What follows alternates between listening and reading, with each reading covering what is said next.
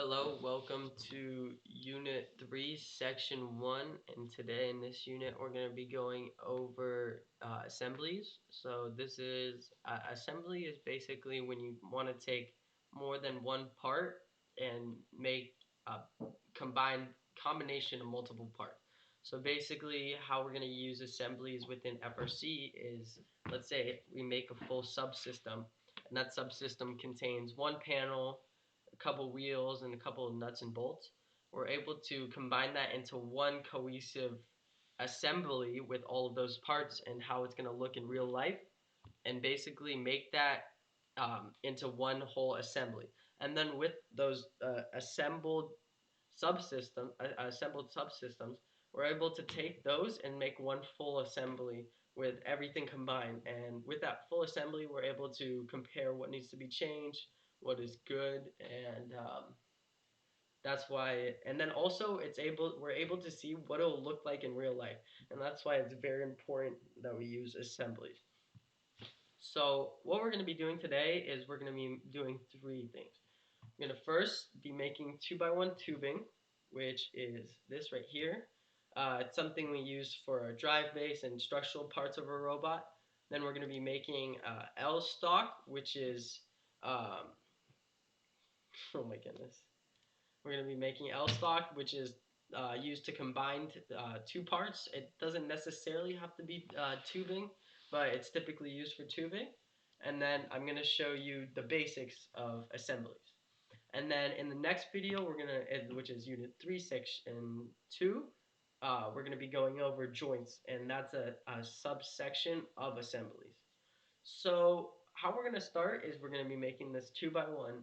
And how you make 2x1 is you first create your sketch, you go to your top view as per usual, click your plane, you're going to go down to this create drop down menu, rectangle, hover over it, hover over center rectangle, go to these three dots right here, and pin it to toolbar. So you're going to click that, and then it'll pop up here. And the reason we pin it to toolbar is just because we use it a lot, so we're going to put it up there. Then you're going to start it from the center point as per usual. We're going to type in 2, and then tab, and then 1. Press enter. Then we're going to go to our offset tool. We don't want to do another one because that's just going to be another inefficiency. So we're going to click the outside edge. We're going to type in a negative number because we want it to be on the inside, not on the outside. So we're going to do -1/8. And the reason we do 1/8 is just because that's the thickness of the stock that we typically use. We also have 1/16, but we're going to be, for this case, using 1/8. Then we're going to be finishing our sketch, so we're going to click finish right here. Now we're going to extrude it out. So let's make it 10 inches. And we have our tubing right here. So another thing we're going to be doing with this tubing is just make holes in it, because that's going to be where the mounting point is between an L bracket and then another piece of stock. So we're going to go to this side of it. It doesn't matter which side it is. It can be this side or this side. Just make sure it's the 1-inch side, not the 2-inch side. I'm going to go this over here. I'm going to click create sketch. We're going to create our construction line. So click the line, click X, click this circle right here. And then when you hover over this line over here, you want to make sure it's the triangle, because that's going to do the midpoint, and that's a constraint over here, but we'll go over that in a later video. Then we're going to go to circle, click X again, so our construction tool is not selected. We're going to go over here. It doesn't matter where it is. We can do like over here. We're going to do 1/4 of an inch, because that's the bolt size. That's just something you need to know, and you'll learn that over time just by making circles and other things within CAD. And then with that circle, you're going to want to make sure it's the X that's over here, not the plus, because that's going to be the line will be selected. So we're going to do that just because that's another constraint and something you learn over time. But if you do a circle over here, rather than, sorry, we're able to just move this around freely, rather than just being able to move it within this line. Sorry. See, even if I drag it to the side, it'll stay on this line. And then make sure we define that as 1/4 of an inch. Then we're going to go for the circle to this origin point, and we're not going to do, we're going to do 2.5 inches. And the reason we do 2.5 inches is because we're gonna have a stock here, and then the L bracket is gonna be here. And again, this is something you learned, but just try to follow along with this. Try to do it. Make sure you're doing it, and you'll see why eventually why we do that. And then we're gonna mirror that on this opposite side. So how we're gonna do that is pick construction line, click X, make sure the triangle is selected so it's mirrored off of the same axis. On both sides it's a triangle, and then we're gonna click our mirror, click our circle, click our line, and it's mirrored over this axis. And this cannot be changed either. So now that we have our 2 holes, we can finish our sketch. Click our 2 holes, extrude them out this way. I like to use the arrow just because it's faster, but you can do the cut through object in other measurements, but for this case we're just trying to do this fast. So now that we have our first piece, we're going to go to we're going to have to save it in a manner. So this is one thing I need to teach real quick, but for this case I'm going to be going to Daniel Shooter. Hopefully Daniel's watching this, so he understands why I messed with this stuff, because sometimes you get an angle. And we're going to go under my stuff I've used for this video, and this is my joints video. So I'm going to make a new one just because I did some practice before I made this video, and I'm going to call it joints V2. And it doesn't matter what you save this, it's just the saving the names that matters. So we're going to go to joints V2. We're going to make a new folder called parts, and we're going to call this one 001 holes inward. And then what we're going to do is we're going to right click on this once it loads, and we're going to click copy. And the reason we're going to do copy, please do this, is because it's just preventing more inefficiencies. Instead of remaking the object as most people do during the season where we only have 6 weeks, you don't want to remake it. You just want to right click and press copy when you can. When you can't, obviously you have like custom parts or other parts that may not be the exact same, then you're going to have to redo it. But for this case, it's very easy to change. So we're going to close out of this one. We're going to go to our copied one. We're going to right click on it, rename it, call it 002, just so we don't mix them up. And we're going to call this one outward, holes outward. Oops. And we're going to click on it. And this is where the timeline comes in handy. I'm going to click on this sketch over here with the holes. And we're going to change this to 1/2 inch. And finish sketch, save it. So now that we have our 2x1 tubings, we're going to make L stock. And what L stock is, it's right here. It's just to combine it. So how we're going to make it is a way I learned from Daniel. So shout out Daniel for this. But it definitely saves some time. But I'll show you an even faster method to save some time after I finish. But what we're going to do is go from this origin point, go from 1/8 by 1 inch. And that's just the thickness we have. There's going to be different ones, obviously, we use throughout the season, but for this case, that's what we're going to be using. I'm going to click tab to switch between the two. I'm going to do 1 inch by 1/8, of course. Oops. 1/8. And the reason we do an L right here is just so we can do one sketch instead of doing one face and then the next face. This is all within one sketch. So we're going to close out of it. We're going to be able to finish sketch, extrude it out.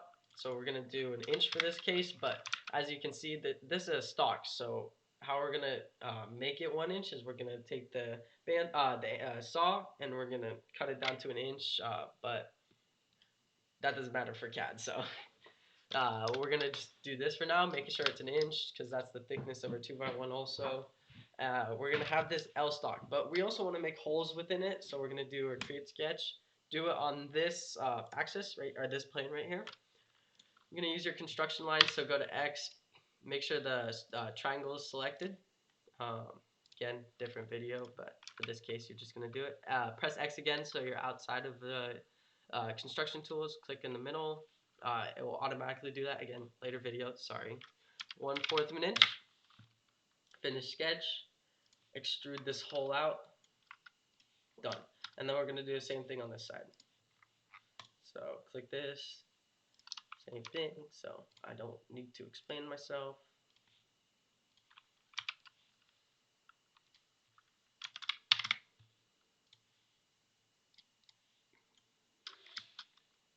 Bless you, Dad. Bless you, Dad. Okay. Now that we have our L bracket, we're gonna save this as 003 L bracket.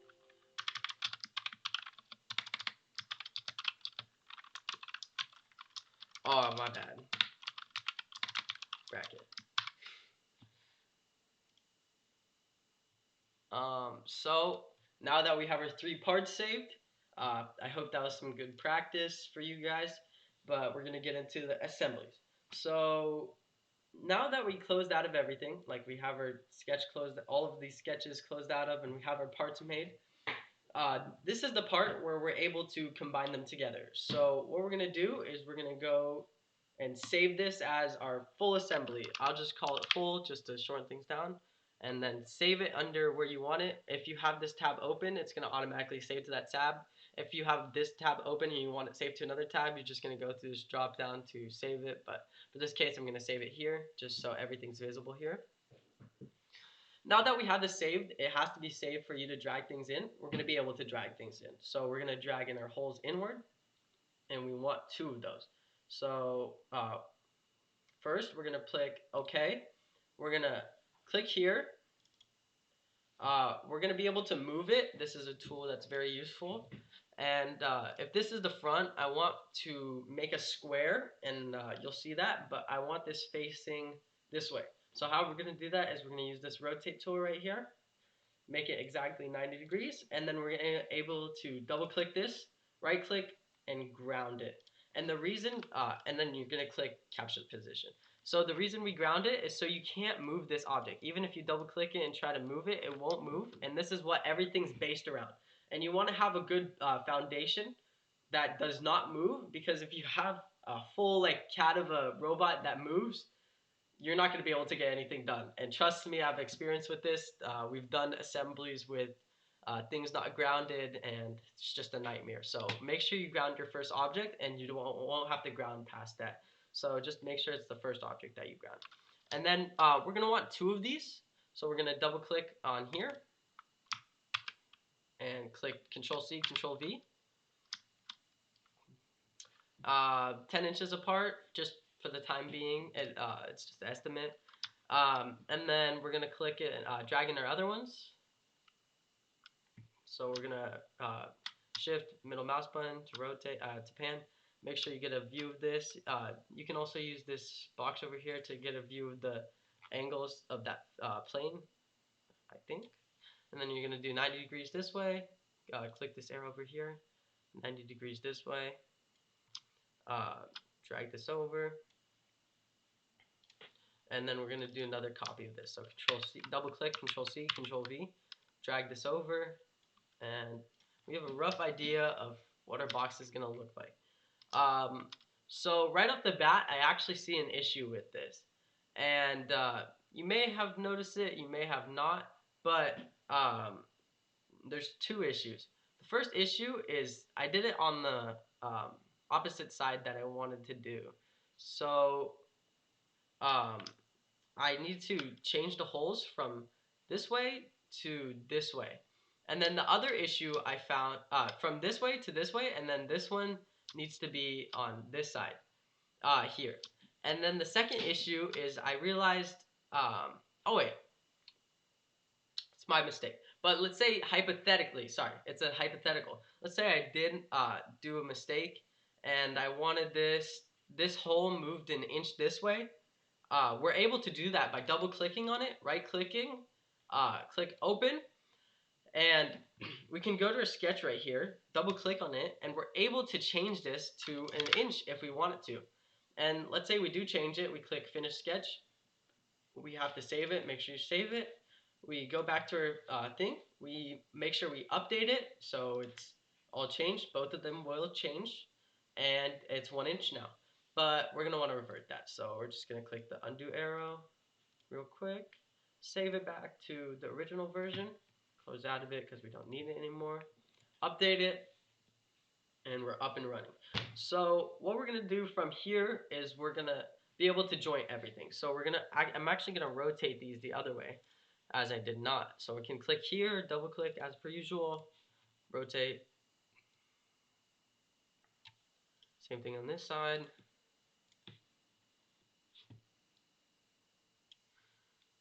I wonder if future robotics generations are watching this. That'd be pretty neat. Okay, so now that we have these rotated, or just like random students from SM, that'd be pretty cool. Or anyone, honestly, that'd be pretty cool.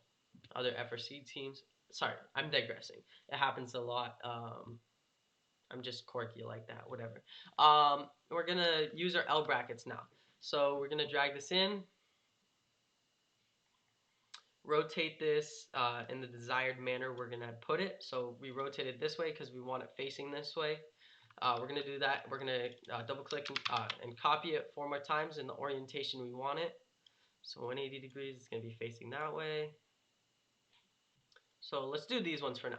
So we're gonna do the other ones also over here. And then we're gonna copy this one.